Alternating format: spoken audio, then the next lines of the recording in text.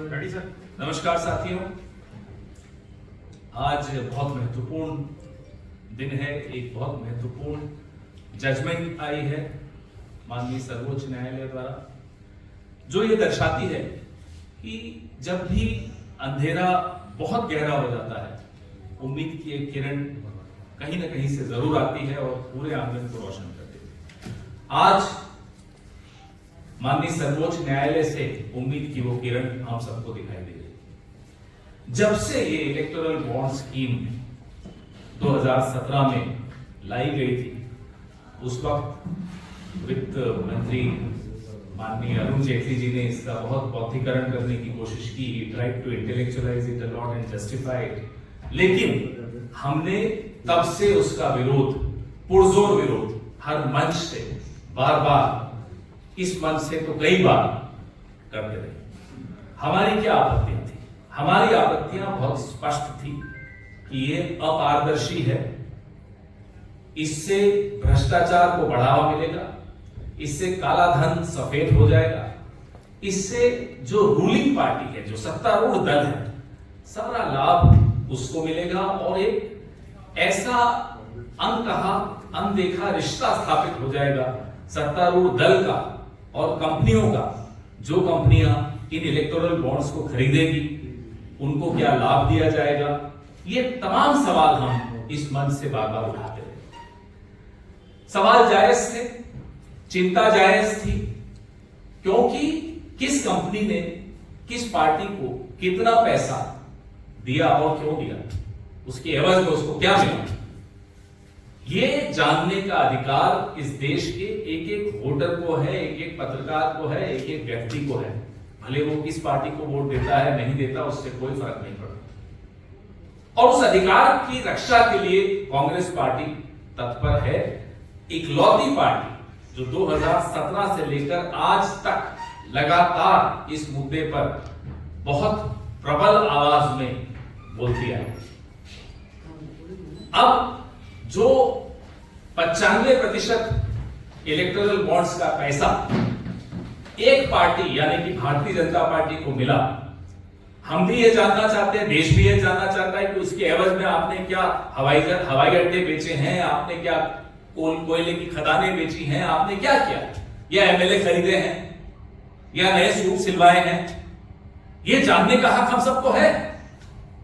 या नए हवाई जहाज खरीदे हैं, हमें नहीं मालूम आपने क्या खरीदा।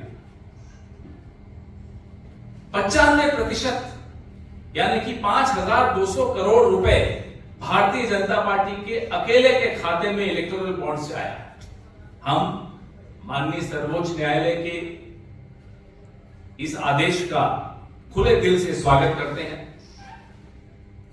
और हम ये मांग दोहराते हैं कि SBI, state bank of India, उस तमाम जानकारी को सार्वजनिक पटल पर रखे जिससे कि जनता को यह मालूम पड़े किसने कितना पैसा किसको दिया। आपको याद होगा कि यह electoral bond scheme Bharatiya Janata party की मोदी सरकार मनी बिल के तौर पे लेकर आई थी, ताकि राज्यसभा में इस पर कोई चर्चा ना हो, कोई बहस ना हो और सीधा पारित हो जाए। आज भी हमें डर है और हमारा डर भी जायज है।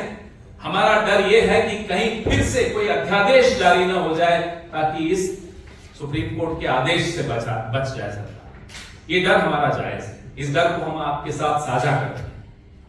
हमारी मांग है, ये सीधा सीधा भ्रष्टाचार का मामला है और इस भ्रष्टाचार के मामले में सीधे सीधे प्रधानमंत्री खुद शामिल हैं। ऐसे कई खोजी पत्रकारों ने फाइल की नोटिंग्स तक सार्वजनिक की हैं, आप सबके सामने हैं, मैं भी आपसे साझा करूंगा, जिसमें चुनाव आयोग हो, वित्त मंत्रालय हो, लॉ कमीशन हो, लॉ मिनिस्ट्री हो, इन सबने अपने अपने स्तर पे जिनकी जमीन जिंदा है उन अधिकारियों ने फाइल नोटिस में अपना विरोध दर्ज किया था। उस विरोध को नजरअंदाज करते हुए किस तरह से ये थोपी गई इलेक्टोरल बॉन्ड स्कीम इस देश पर, ये हम सबने देखा। आज प्रधानमंत्री एक्सपोज हो गए, बेनकाब हो गए, उनका भ्रष्टाचार बेनकाब हो गया। ये भ्रष्टाचार मैं कहूं, बचते हुए कह दूं कि भाजपा का भ्रष्टाचार है, ये इलेक्टोरल करप्शन है, ये सब मुझे लगता है लाग लपेट की बात होगी। ये सीधा सीधा प्रधानमंत्री द्वारा किया गया एक भ्रष्टाचार है, जिसको कानूनी जामा पहनाने का प्रयास किया गया।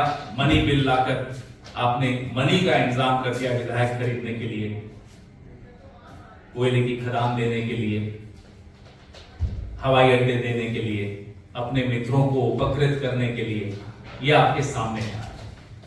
मैं फिर से हमारी पार्टी की ओर से, इस देश की जनता की ओर से उन तमाम वकीलों को, एक्टिविस्ट को, एनजीओस को, माननीय सर्वोच्च न्यायालय को खुले दिल से धन्यवाद देते हैं कि आपने एक ऐसा आदेश आज पारित किया है जिससे लोकतंत्र के जिंदा रहने की उम्मीद हम सबके मन में जाएगा। आपके साथ सुप्रीम कोर्ट ने कहा